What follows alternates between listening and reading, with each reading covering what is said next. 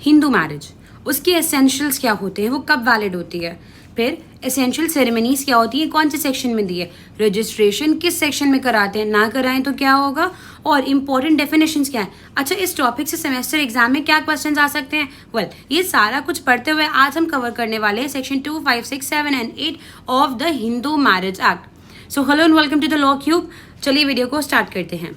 सबसे पहले हम बात करेंगे सेक्शन 5 की। सेक्शन 5 ही है जो essentials of a valid marriage बताता है।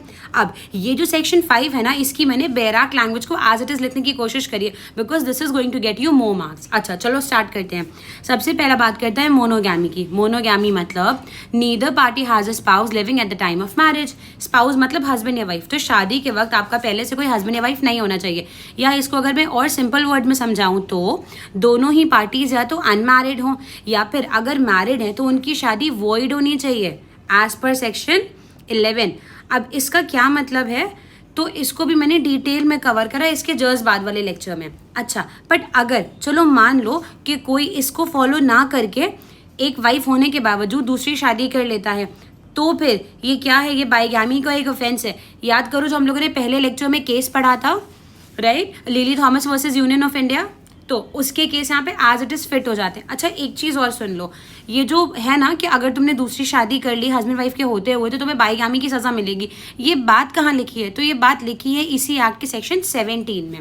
फर्दर अब दूसरी कंडीशन की बात करते हैं, तो दूसरी कंडीशन है मेंटल कैपेसिटी, यानी कि शादी करने के लिए at the time of marriage 3 चीज़ें इंपॉर्टेंट है। या तो तुम अपनी वैलिड कंसेंट देने के काबिल होने चाहिए, और फिर तुम किसी ऐसी मेंटल डिसऑर्डर से सफ़र नहीं कर रहे होना चाहिए कि प्रोक्रिएशन ऑफ चिल्ड्रन, यानी कि चिल्ड्रन को रिप्रोड्यूस करने के लिए या एक शादीशुदा ज़िंदगी में नॉर्मली रहने के लिए तुम फिट ना हो। और तीसरी बात, अगर ये दोनों कंडीशंस नहीं भी हैं, तुम नॉर्मल हो लेकिन अगर तुम्हें पागलपन के दौरे पड़ते हैं यानी कि रिकरेंट अटैक्स ऑफ इंसेनिटी है, तो शादी नहीं हो सकती है। अच्छा चलो इसको एक बार सिंपल वर्ड्स में पढ़ लेते हैं, यानी कि you must be of sound mind, दिमाग एकदम ठीक होना चाहिए, और फिर तुम इस काबिल होना चाहिए कि तुम समझ पाओ कि मैं शादी कर रहा हूँ, उसके कॉन्सिक्वेंसेस क्या क्या होंगे, और तुम्हें कोई भी ऐसी मेंटल इलनेस नहीं होनी चाहिए जिससे तुम्हारी विवाहित जिंदगी पर कोई बुरा असर पड़े। चलो आगे पढ़ते हैं। तो अगला जो कंडीशन है वो क्या है, एज का। हम जानते हैं कि इंडिया में शादी की जो लीगल एज है वो लड़के के लिए 18 साल लड़के के लिए 21 साल और लड़की के लिए 18 साल है। अभी रिसेंटली हमने देखा था कि लड़का और लड़की की जो एलिजिबल एज ऑफ मैरिज है उसको सेम करने की बात करी जा रही थी, तो उसके बारे में अगर पता है तो मुझे कमेंट में ज़रूर बताना। अभी आगे समझते हैं। तो देखो, अगर इस मिनिमम एज से पहले कोई शादी कर लेता है तो क्या होगा, तो उसकी शादी वॉइड होगी। द आंसर इज नो, उसकी शादी वॉइड नहीं होगी लेकिन वॉइड एबल होगी। अब इसको भी जब हम डिवोर्स वाली वीडियो देखेंगे तो उसमें हमने बहुत डिटेल में कवर किया है सेक्शन 13 क्लॉज 2 के सब क्लॉज 4 को। तो देखो, शादी हो तो जाएगी क्योंकि हम जानते हैं इंडिया में चाइल्ड मैरिजेस होती हैं, लेकिन जिस बच्ची की ज़बरदस्ती इस तरह शादी करी गई है ना, वो अगर चाहे तो अपनी शादी को कोर्ट जाके वॉइड डिक्लेयर करवा सकती है, तो ये वॉइड एबल है। ठीक है, उसके बाद हम बात करेंगे प्रोहिबिटेड रिलेशनशिप की। तो प्रोहिबिटेड रिलेशनशिप क्या होती है, देखो इसको बहुत ध्यान से समझना। सेक्शन 3 क्लॉज जी में इसको डिफाइन किया गया है।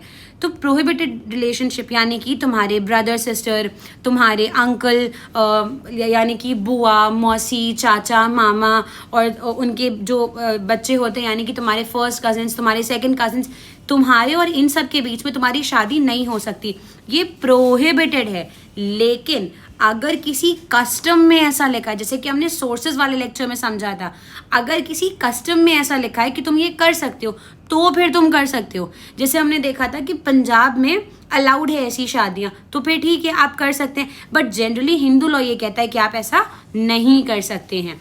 फिर अब लास्ट कंडीशन की बात करते हैं। तो लास्ट कंडीशन कहता है सपिंड। देखो अब नाम से ही क्लियर है, सपिंड मतलब जो एक ही पिंड के लोग होते हैं। अब वो कौन होते हैं इसको भी समझ लो। तो जो भी तुम्हारी मदर के साइड पे तुम्हारे 3 जनरेशन्स तक आते हैं और वहीं फादर के साइड पे 5 जनरेशन्स तक आते हैं, तो वो सारे तुम्हारे सपिंड हैं और तुम्हारी उनसे शादी नहीं हो सकती। ओके, अच्छा अब फिर इसका लीगल इफेक्ट क्या है कि अगर मैम किसी ने शादी कर ली तो देखो ऐसी शादी क्लियरली वॉइड होगी, मतलब ऐसी शादी मान्य ही नहीं होगी। हाँ, फिर वही वाली बात है कि अगर तुम्हारा कस्टम इस चीज़ को अलाउ करता है तो ऐसी शादी मान्य होगी। नाउ अब अगर तुमने ये सारे कंडीशंस फुलफिल कर लिए ना तो कंग्रेचुलेशंस, शुभ विवाह संपन्न हुआ। अब चलो शादी की जब हमने बात कर ली है तो सेरेमनीज की भी बात कर लेते हैं। सेरेमनीज दी गई हैं section 7 of the Hindu marriage act में, ठीक है। सेक्शन 7 क्या कहता है? तो सेक्शन 7 कहता है सप्तपदी के बारे में। सप्तपदी का मतलब होता है 7 steps around the sacred fire. अब ये जो है ना, इसको इंपॉर्टेंट मार्क कर लो, क्योंकि इसी बार ये आरजेएस में क्वेश्चन पूछा गया था कि सप्तपदी का मतलब क्या होता है।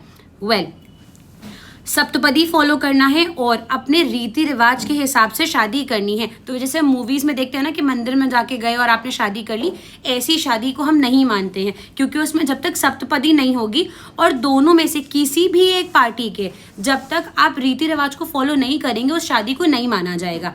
अच्छा, अब एक पार्टी की का क्या मतलब है? तो देखो, जब हमने पढ़ा था हु इज अ हिंदू, तो हमने देखा था कि हिंदू में जैन, बुद्ध, सिख सब आते हैं। तो अब मान लो कोई एक हिंदू है, दूसरा बुद्ध है, वो जैन है, वो सिख है, तो इन दोनों में से जिस भी किसी एक के आपने राइट्स को फॉलो कर लिया, किसी भी एक के रीति रिवाज के अकॉर्डिंग अगर आपने शादी करी है तो वो शादी वैलिड है। और जैसे ही आपने सप्तपदी का आखिरी फेरा लिया तो आपकी शादी कंप्लीट और बाइंडिंग हो जाएगी। अब जब शादी हो गई है तो फिर उसको रजिस्टर करा लो सेक्शन 8 में। अब रजिस्टर अगर नहीं कराया तो मैम क्या होगा? तो रजिस्टर अगर शादी को नहीं कराओगे तो उसकी वैलिडिटी पे कोई फर्क नहीं पड़ेगा, हस्बैंड वाइफ अब तब भी रहेंगे। लेकिन अब मान लो कि आगे चल के कोई डिस्प्यूट हो जाता है या अगर कोई बाईगामी का केस हो जाता है तो तुम ये कैसे प्रूव करो? क्योंकि उस इंसान से तुम्हारी पहले से शादी हो रखी है, या अगर तुम्हें डिवोर्स लेना है तो भी ये प्रूव करना पड़ता है पहले कि मेरी शादी हुई थी। तो इन सारे केसेस में रजिस्ट्रेशन कराना इज एडवाइजेबल। दूसरा, एक और इम्पॉर्टेंट चीज़ ये भी मार्क कर लो कि कई सारे स्टेट्स ने क्या किया है, रजिस्ट्रेशन ऑफ मैरिजेस को लेके एक्ट्स बना रखे हैं और उन्होंने इसको कंपलसरी कर रखा है। अगर उसके बाद भी रजिस्ट्रेशन नहीं कराओगे तो तुम्हें फाइन देना पड़ेगा, और वो भी पता है कितने का? 25 रुपये का फाइन। तो अब अगर ये 25 रुपये बचाने हैं ना तो शादी रजिस्टर करा लो। और एक इम्पॉर्टेंट बात, अब अगर किसी को ऐसा लग रहा है कि मैम हमने सेक्शन 5 पढ़ा, 7 पढ़ा, 8 पढ़ा, सेक्शन नंबर 6 क्यों नहीं पढ़ा? तो सेक्शन नंबर 6 हमने इसलिए नहीं पढ़ा क्योंकि सेक्शन नंबर 6 को अब रिपील कर दिया गया है, यानी कि हटा दिया गया है। ये सेक्शन नंबर जो 6 था ना, वो बात करता था कस्टडी ऑफ चिल्ड्रन की। माइनर जो लड़की है उसकी अगर शादी हो जाती है तो उसकी कस्टडी उसके हस्बैंड की होगी, ऐसा लिखा था इस सेक्शन में। बट क्योंकि हमने चाइल्ड मैरिज रिस्ट्रेंट एक्ट पास कर दिया था और हम तो ऐसी शादियों को नहीं मानते हैं, तो इस वजह से इस सेक्शन को रिपील कर दिया गया। तो that's all about Hindu marriage act. हमारा नारा है कि अब की बार सेमेस्टर पार। For more such legal updates and videos do follow.